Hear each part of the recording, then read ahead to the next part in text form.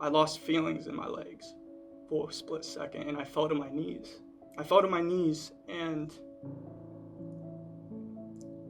I heard in my head, this is the perfect time to pray. When I grew up, there wasn't too many like homes or places that we can go. So it was kind of secluded and kind of out in the desert as Arizona is. Um, so I grew up being the youngest child of three siblings.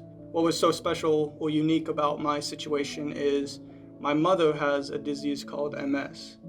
So what that is, it's called multiple sclerosis. So there's different phases of it and it targets different parts of your body. And in my mom's case, it targeted her legs. By the time I was born, I watched my mom progressively lose the feelings in her legs. And it was very unique to watch. I grew up with always helping my mom. That's something I always did. Every time I'd come home from school, before I would go to work, I would go straight to seeing if my mom needed anything, if she needed help. It really strengthened my love for service, and it strengthened my love for others that don't have too much or don't have the things that I have.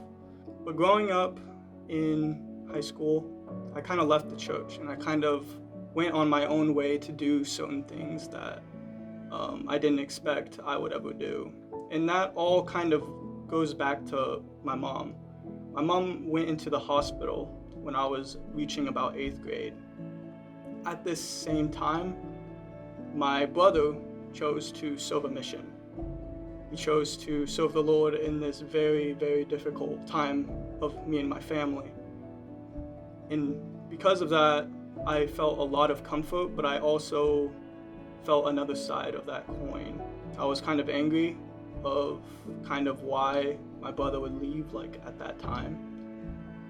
And it really changed my heart on how I looked at the church. So as my brother was gone, me and my other brother kind of strayed away from the gospel and we kind of left for a few years. I always wanted to come back, but I didn't know how. I remember being at the hospital and I had to say goodbye to my mom. They told my dad the plug would be pulled on November 18th.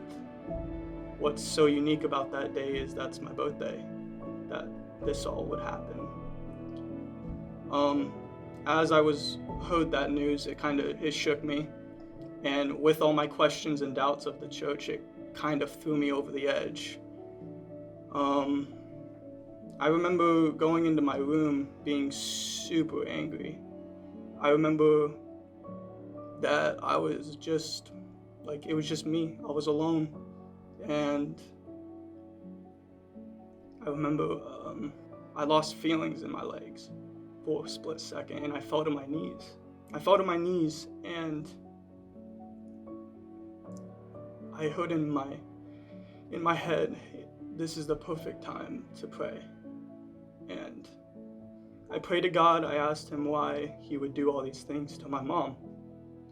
My mom is the most faithful person that I've ever met, and I wondered why he would make her suffer so much. What came to my head is, after I prayed, was turn to the scriptures, see what you can find. Because I hadn't opened the Book of Mormon or the scriptures in about a year. I flipped straight to a random page, and it was Isaiah 41:13. And what it says in that scripture is, it says, "For I, the Lord thy God, will hold thy right hand, saying unto thee, Fear not, I will help thee." And then after that, an overwhelming feeling came to me that my Father in heaven knows me, and that he loves me and he cares for me. And that feeling was more powerful than anything that I have ever done in my life. It showed me who God really was, and that he was there for me in my time of need. I came on my mission to try to help as many people as I can and to serve as many people as I can. It doesn't matter what that looks like, but as long as I'm helping them and I'm helping them come closer to Christ, then I feel like I have done everything that I need to do. God knows you.